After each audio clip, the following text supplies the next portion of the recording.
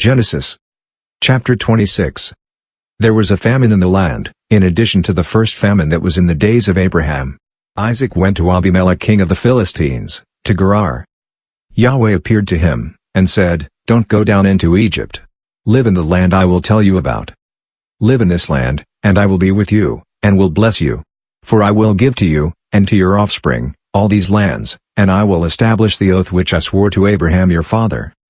I will multiply your offspring as the stars of the sky, and will give all these lands to your offspring. In your offspring all the nations of the earth will be blessed.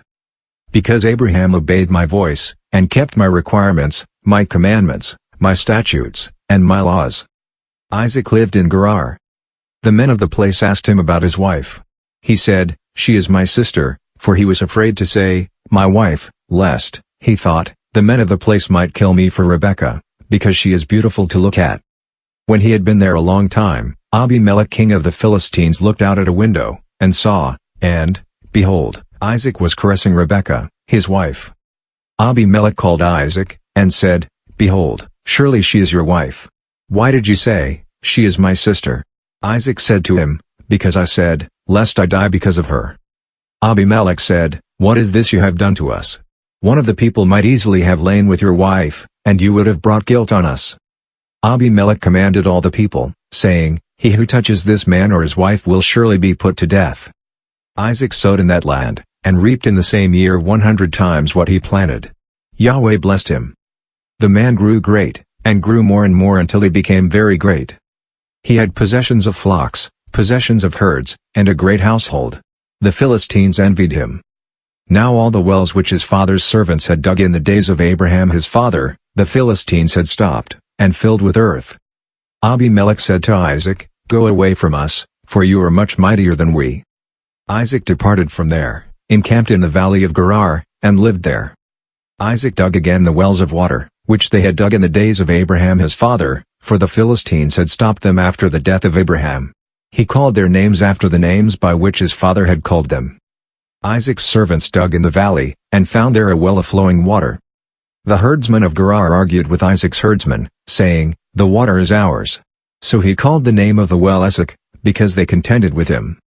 They dug another well, and they argued over that, also. So he called its name Sitnah. He left that place, and dug another well. They didn't argue over that one. So he called it Rehoboth.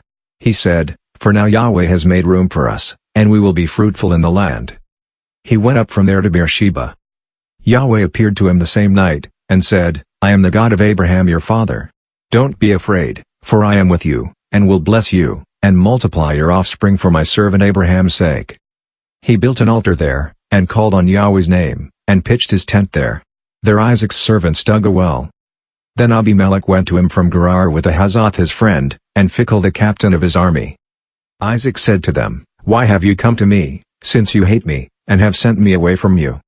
They said, "We saw plainly that Yahweh was with you.